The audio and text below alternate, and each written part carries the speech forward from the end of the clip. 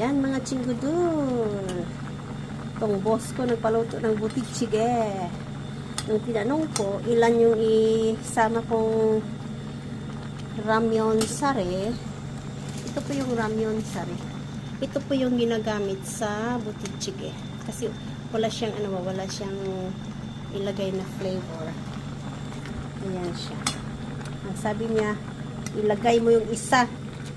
Sabi ko, kainin mo lahat ha. Pag hindi mo kainin, nako, may bayad ka sa akin. Tapos, itong kanin niya, ayan, luto na rin. Isang takal yan. Ewan ko lang kung maubos na yan. Isa pa nito. Ayan. Thanks for watching. Have a good day. Till the next video. Keep safe, everyone. Goodbye.